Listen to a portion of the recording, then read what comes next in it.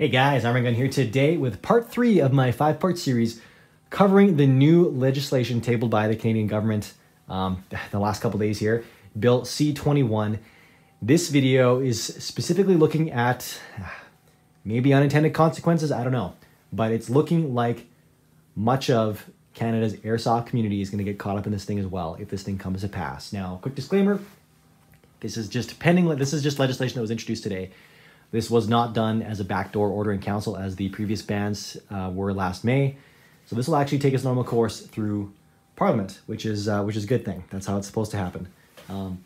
But based on current events and the way things are looking, there's a real possibility that this stuff all goes through. So I'm reserving part 5 of the series to discuss my thoughts and present a couple different opinions on whether or not this will go through. So stick around for that if you want to see that. But quick snippet is that I do think that there is merit to this, and there's cause for concern.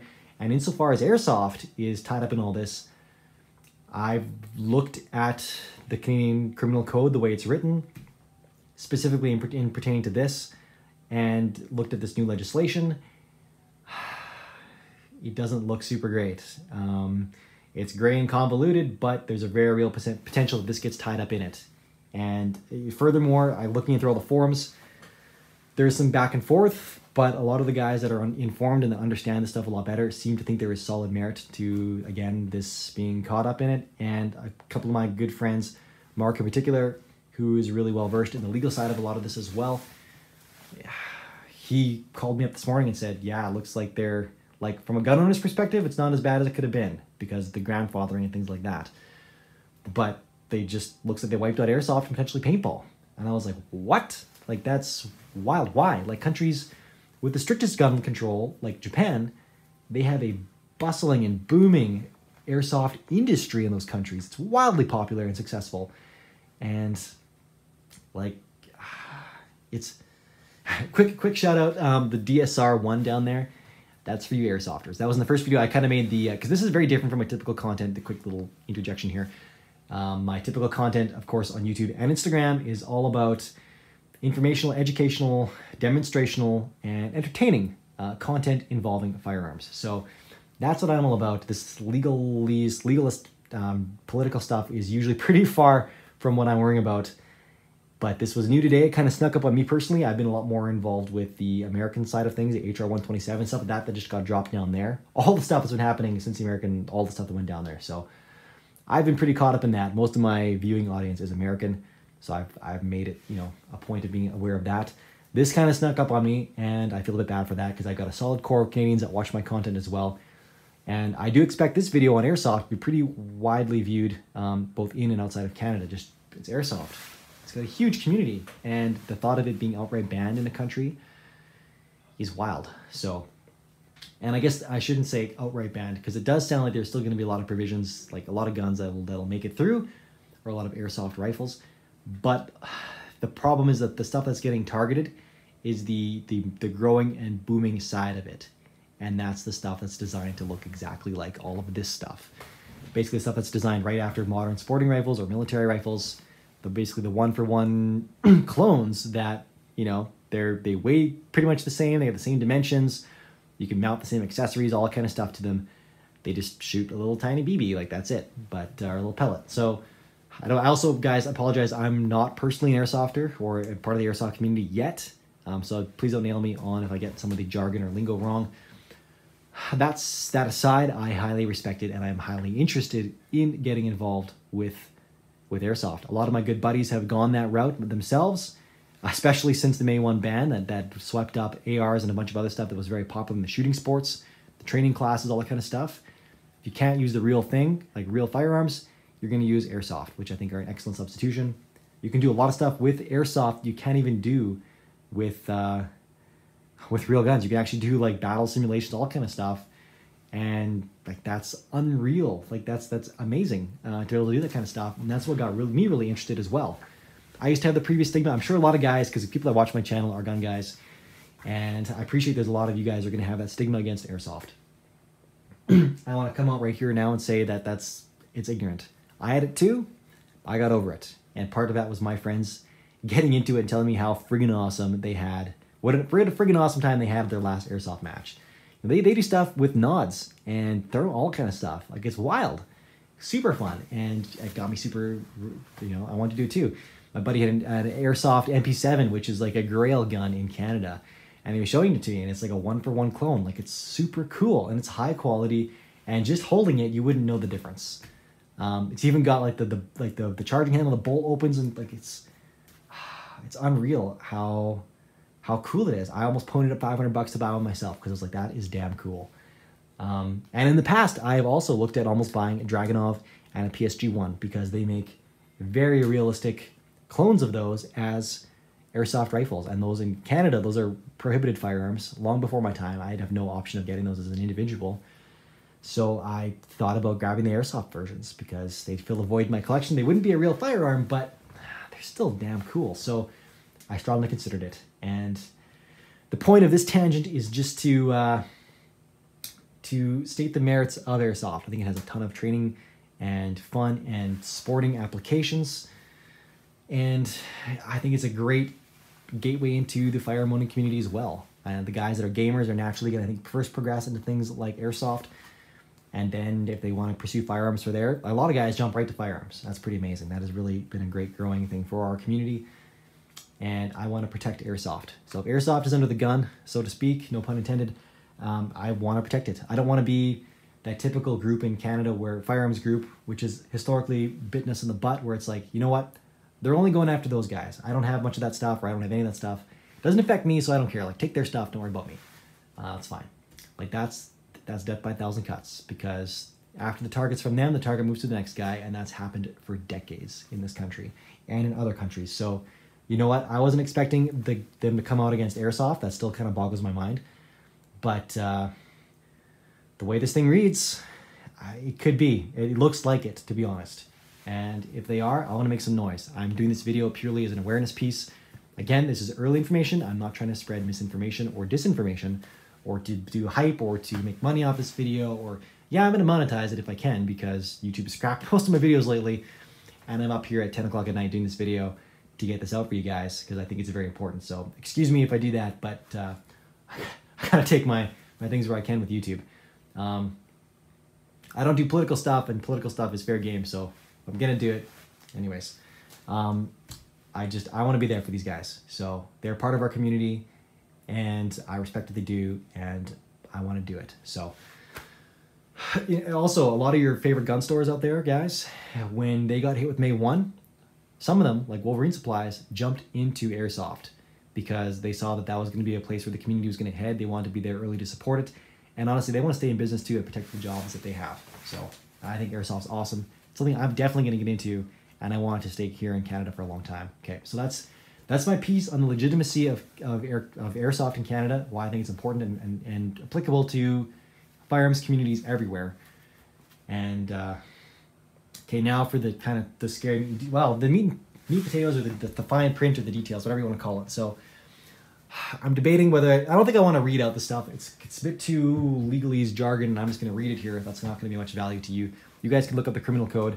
The problem is what they're doing, and why this snuck by and why not a lot of people are talking about it yet, is because it wasn't overtly mentioned in the legislation. It's rather being captured within them talking about changing the definitions of some things around what constitutes a firearm or a prohibited device. And the problem is that airsoft occupies a very gray middle ground in Canadian firearms and criminal code law. So airsoft is allowed because it falls under this, it has to be between 366 feet per second and 495 feet, well, 500 feet per second. It can't be above that. So that's anything above 500 feet per second and more than 5.7 joules of energy. I'm giving you metric and imperial here. So it's 152.4 meters per second, or 500 feet per second, or 5.7 joules, or 4.2 foot-pounds of force. If you're both of those things, over both of those things, you are a firearm in Canada. And if you are below those things, you're okay up to a point. If you are those things, but you're below 360 feet per second or something like that, so if you're shooting a really small BB, like they've made a subjective exemption for things like Nerf guns, things that are like obviously not fire, like things that are meant to be children's toys. But there's, if you're under, like if you're airsoft, but you're under 366 feet per second or something like that, you're considered more like a replica firearm. And in Canada, replica firearms are banned. And by replica firearm, that means anything that's an actual firearm, a one-to-one copy, and something that's meant to made to exactly or very nearly resemble that gun. So for example, that gun right there, Robertson Arm XCRM, was a restricted firearm, now a prohibited firearm. Doesn't matter, it's a firearm. If you've got an airsoft that looks exactly like that, and by the letter of the law right now, if it shoots below 366 feet per second or 360 feet per second, something like that, is a replica firearm and it's a prohibited device. Now, the movie industry uses replica firearms often because they're running around, a lot of untrained people that are extras or actors or whatever running around with things that look like firearms for the purpose of videos or movies. And they use those things because a person that doesn't have a gun license, that doesn't know how to use a gun, in most cases, is running around with what looks like a gun. And they may as well have a non-gun than a gun. Plus, regular guns are incredibly expensive, or they can be susceptible to damage, theft, loss. You just don't want to. Why would you have 100 of a gun out there when you only need one actual gun that's been used in the close-up sequence? The rest of the guys can all have fake props made of rubber. Also, they're running around, they're bumping into each other. They're bumping into each other with something made of rubber that's malleable and bendable and flexible and not going to hurt somebody or fall on the ground and get damaged versus the real thing. So replica firearms are a real thing. Lots of times people use them as just wall hangers and stuff in their houses too, as decoration or whatnot. But yeah, prohibited. So airsoft falls in this weird middle ground, kind of this purgatory of gun but non-gun in Canada. And the other thing is that if you use an airsoft gun, like it's considered not a gun for lawful use, but if you use it in the commission of a crime, it's treated the same as an actual firearm. So you can get into big trouble if you misuse an airsoft gun. Now, the problem is that they're looking to change the definition. They're looking to include in this definition guns that so it's a problem. It's not a firearm, but it directly resembles what is a firearm, which is designated by something that shoots a projectile over 500 feet per second and over 4.2 foot-pounds of force. So if it's a one-for-one copy of that, and it doesn't, but yeah, it's kind of like just makes the provision like if it's a one-for-one copy of that, but it was otherwise not considered a firearm, it will now be considered a replica firearm and is a prohibited device. That's my understanding. Again, I'm not a legal expert. I'm going to defer to Ian Runkle here. He's probably going to come out. He's actually a lawyer and he specializes in firearm stuff in Canada. He's got a great YouTube channel that dives into a lot of this stuff. I'm sure he'll come out with more informed piece on this. Suffice it to say, though, this is some scary stuff. So that's my reading of it. That's my interpretation. That's the interpretation of a bunch of my peers. Again, not all legal experts, but that's their reading. So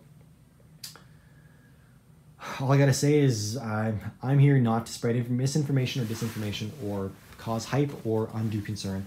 I'm here because I believe there is a legitimate concern and I want to voice it now, because if this comes to pass, like it did in May last year with the OIC, that there was a blanket ban against anything over 20 mil bore or 20 mil and higher, and that inadvertently tied up some shotguns. Now I believe there was a retraction and maybe some exemptions that further happened down the wayside, but at least for a limited amount of time, it put some guns into purgatory that should have just been, and guys could have been literally out hunting with that stuff or using it recreationally, whatever, and they would have been breaking the law and could have been prosecuted to the full extent of it, which is frightening in Canada. Canada has an incredibly harsh punishment for very minor, well-ish, could be very innocent infractions of it. Now, ignorance isn't bliss of the law, but and a lot of times the government doesn't enforce those things, but the problem is they can. And that creates overnight criminals of a lot of people, in this case, a lot of kids, basically, for this airsoft stuff, which would be horrible. So don't want to ruin your life over it, just wanting to get the awareness out there, make people aware, and because you guys can get ahead of this. Make some noise, talk to your MLAs. Make sure that they're not, like, this legislation very well may not be intended to tie the stuff up, but it may do so inadvertently, because politicians are not firearms experts by any means. They put out bills and sometimes see what sticks, and sometimes it's horrible. Most of the time it's horrible. Canada's firearms law is a whole mixed mash of lots of crazy stuff. But anyways, make some noise, because this could get flushed out and maybe exempted, or they can throw some other amendments in there that make this not an issue. Maybe it isn't an issue. Maybe I'm jumping to conclusions, but I'd rather be safe than sorry. So Makes a noise. Thanks a lot, guys. If you like my other content, please hit me up on Instagram at arm.and.gun over there. A lot of my regular content on there, as well as other places here on YouTube. And guys, if you need to DM me for whatever reason, my DMs get horribly backed up on IG. I apologize. I probably will not get to yours there. You can try, but I probably won't get to it.